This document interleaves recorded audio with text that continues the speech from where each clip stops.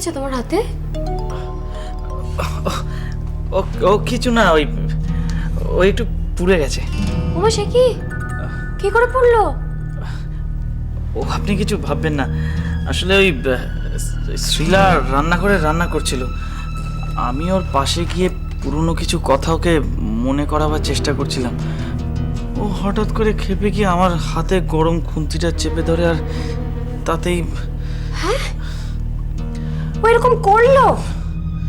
কি আশ্চর্য! ওষুধ দেওয়া দরকার, আমি দেখি কতটা। না না না না, আমি ওষুধ দিয়েছি, আর তাছাড়া এই পোড়া জায়গাটা বারবার খুললে তো ইনফেকশন হয়ে যাবে। আপনি ও নিয়ে কিছু ভাববেন না। খুব জ্বালা করছে নিশ্চয়ই। শ্রীলার জন্য এইটুকু জ্বালা তো সহ্য করা যেতেই পারে।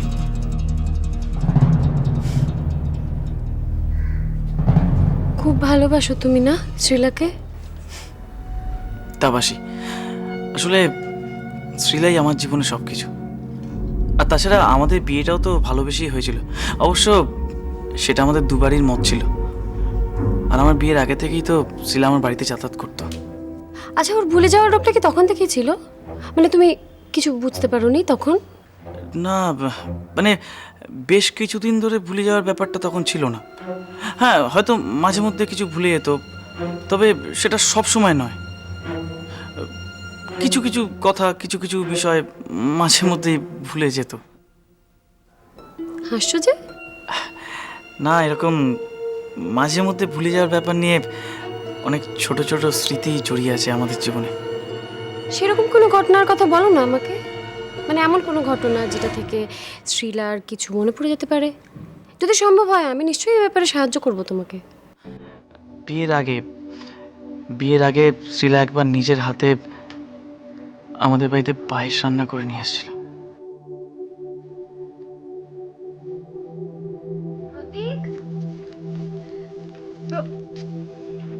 এই যে তুমি যে এত ফাঁকিবাজ আমার জানা ছিল না, জানো তো? মানে মানে কি, জন্মদিনের দিন বাড়িতে শুয়ে থাকবে বলে জ্বরের ভান করে পড়ে যাচ্ছ না অফিস কামাই করে? আমার জন্মদিন তুমি জানলে কি করে? সেটা বলা যাবে না, ওটা একটা টপ সিক্রেট। কিন্তু তুমি আমায় বলো, তুমি জ্বরের ভান করে বাড়িতে পড়ে থাকলে, অফিস কামাই করলে, আমাকে ফোন করে আসতে বললে কেন? আসলে তোমাকে খুব দেখতে ইচ্ছে করছিল। তবে বিশ্বাস করো, আমার এই জ্বরটা কিন্তু ভান করে নয়, সত্যি হয়েছে। এই, তোমার হাতে ওটা কি? গেস কর। নিশ্চয়ই তোমার হাতে বানানো কোনো খাবার হবে। তা না হলে তো দোকানে প্যাকেট থাকতো। কি বলো না, কি বলো না। পায়েস। তোমার জন্মদিনের জন্য আমি নিজে হাতে বানিয়েছি। তুমি খাবে এখন একটু? কি হলো, মুখটা এরকম হয়ে গেল কেন? কই না, কিছু না। তুমি একটু বসো না আমার পাশে, প্লিজ। না, তোমার পাশে বসা যাবে না। তোমার পাশে বসলেই তুমি। আরে এতে লজ্জার কি আছে? আর তো মাঝে কয়েকটা দিন বাকি, তারপরে আমরা হাজবেন্ড ওয়াইফ। এ তো লজ্জা পাচ্ছ? হ্যাঁ, অবশ্য তার আগে যদি আমি মরে যাই তাহলে। কি হচ্ছেটা কি প্রতীক? কি আজে বাজে কথা বলছো? কি হলো? আরে চোখ ছলছল করছে তো। আরে বাবা, আমি তো সিফ ইয়ার কি করছিলাম। অবশ্য আমি মরে গেলে। চুপ করবে? যাকে আমার ভাল লাগছে না তোমার জন্মদিনের দিন সব আজে বাজে কথা বলতে। আমি চলে গেলাম।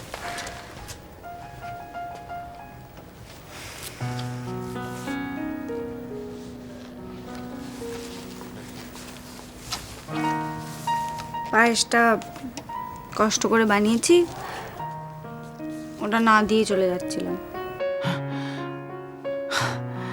আসলে এরকম অনেক ঘটনা, অনেক স্মৃতি শ্রীলাকে নিয়ে আমার জীবনে জড়িয়ে আছে।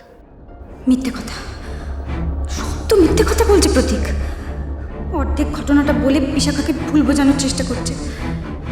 যতটুকু বলল তারপরের ঘটনাটা তো ছিল অন্যরকম। সত্যি প্রতীক, এমন করো না। তোমার জন্য আমি এত কষ্ট করে পায়েসটা বানালাম, তুমি খেলে আমার খুব ভালো লাগে। এই, আর কদিন বাদে তুমি আমার বউ হবে। তুমি নাকি আমার সব পছন্দ অপছন্দ জানো। তুমি এইটুকু জানো না যে আমি পায়েস পছন্দ করি না। প্রতীক, কি হয়েছে তো তোমার? তোমার জ্বরটা মনে হয় বেড়েছে। তুমি তুমি শুয়ে শুয়ে পড়ো, শুয়ে পড়ো। আমি তোমার মাথায় হাত হাত বুলিয়ে দিচ্ছি। শুয়ে পড়ো।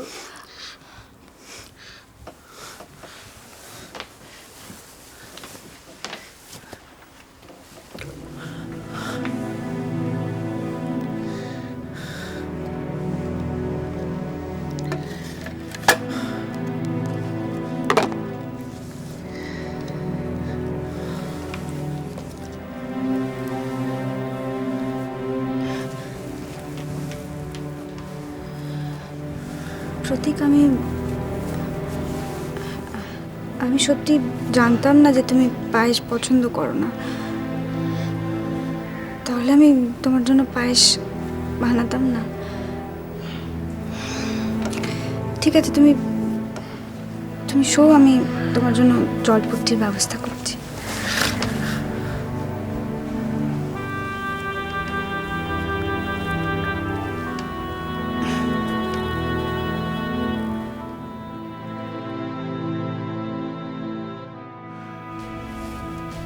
ঠিক আছে, ঠিক আছে। তাহলে প্রতীক যেরকম চাল চালছে ওরকম চালেই প্রতীককে হারাতে হবে। অনেক সহ্য করেছি, অনেক দিন ধরে সহ্য করেছি, আর নয়। এবার দেখি বুদ্ধির খেলাতে কে জেতে।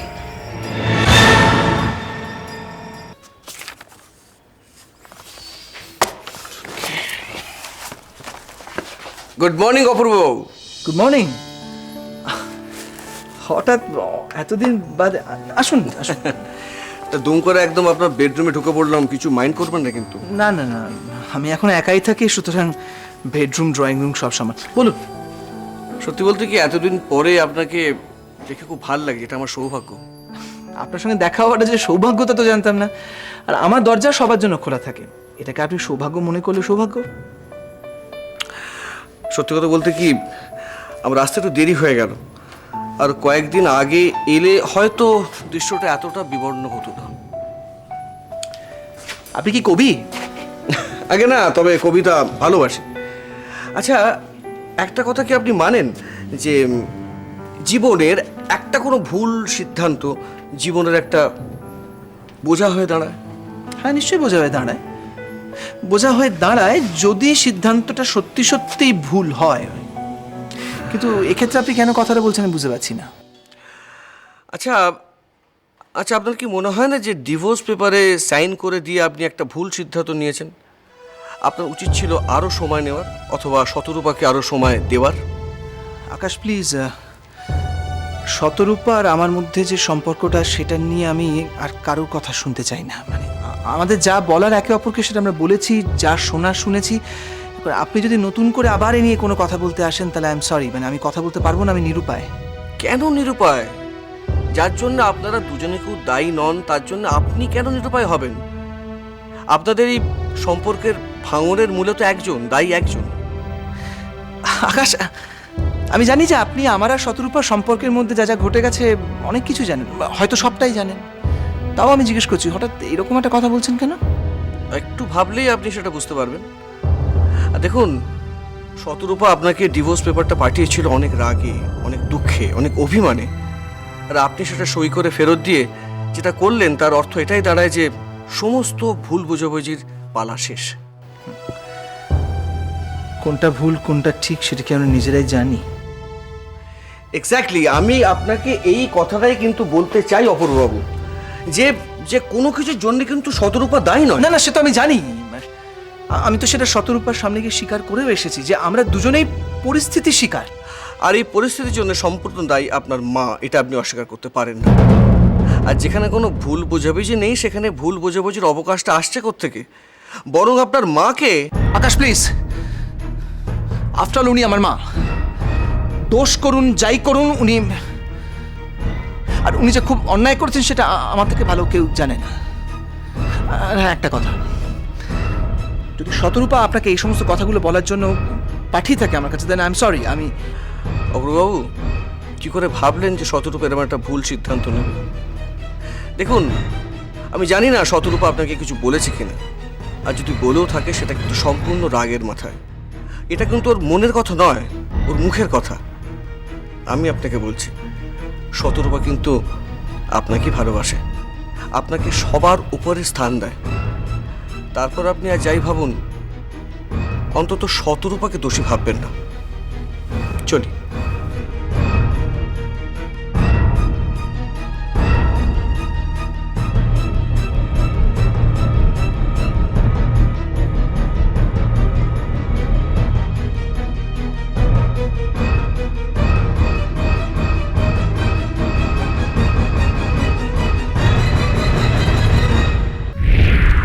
কোথায় যাচ্ছ তুমি? বাবা, এ বাড়িতে কে কোথায় যাবে, কে কি করবে, সমস্ত কথা তোমাকে বলতে হবে? না, তা নয়, তবে রান্নাঘরে তোমার মা একা একা সব সামলাচ্ছেন তো, ভাবছিলাম তাকে সময় অসময়ে একটু সাহায্যও তো করতে পারো। সাহায্য যে করি না তা তো নয়, আর রান্নাঘরের দায়িত্বে যখন মা রয়েছেন তাহলে সাহায্য চেয়ে নেওয়ার দায়িত্বটাও তো মায়ের। অন্য কারোর মুখ থেকে তো এটা শুনবো না। তোমার মনে যদি এতই দয়া, তাহলে যাও না, সাহায্য করো মাকে। ঠিক ঠিক, তবে রীতা পিসি যে কিসের আশায় এত ধকল নিচ্ছে এটা আমি বুঝতে পারছি না। তুমি একটু বোঝাও না। আবার বাজে কথা বলতে তুমি আমায় ডাকলে? না, ঠিক এই কথাটা বলার জন্য আমি ডাকিনি, একটা জরুরি কথা বলার জন্য ডেকেছিলাম অ্যাকচুয়ালি।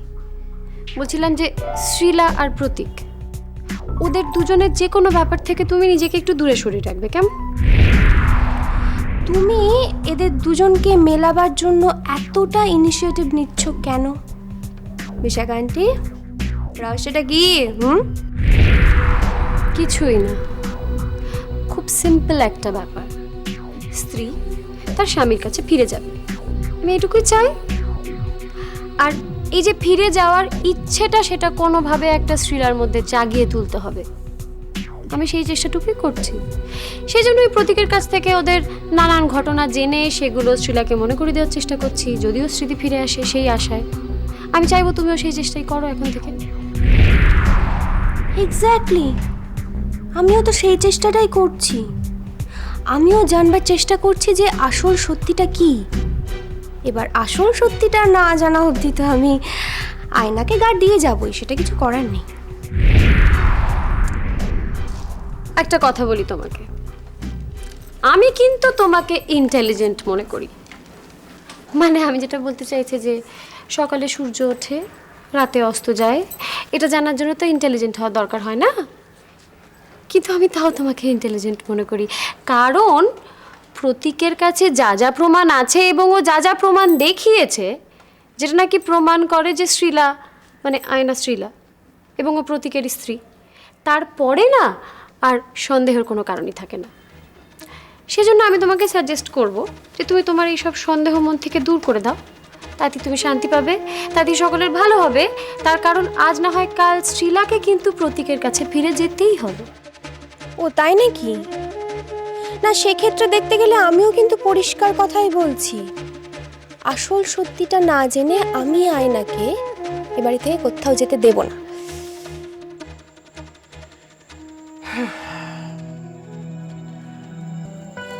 অপূর্বকে ওর মায়ের কথাটা বলে কি ভুল করলাম? কিন্তু যা সত্যি আমি তো সেটাই বলেছি। সত্যি কথা বলতে তো এই অবস্থার জন্য অপূর্ব বা শতরূপা কেউই তাই নয়।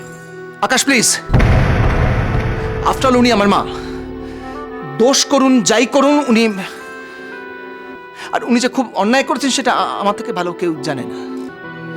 আর হ্যাঁ, একটা কথা, যদি শতরূপা আপনাকে এই সমস্ত কথাগুলো বলার জন্য পাঠিয়ে থাকে আমার কাছে, দেন আই এম সরি। আমি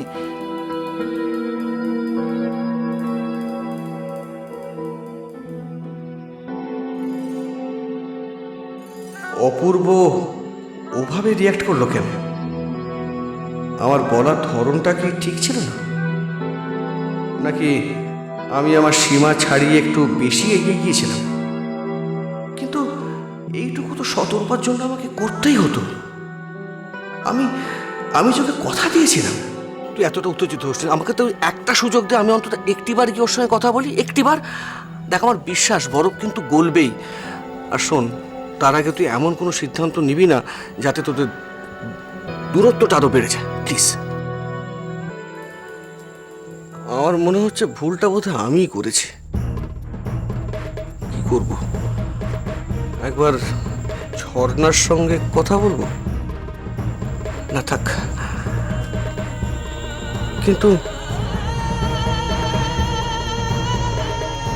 কিন্তু সত্যি যদি আমার জন্য ওদের সম্পর্কটা ভেঙে যায়,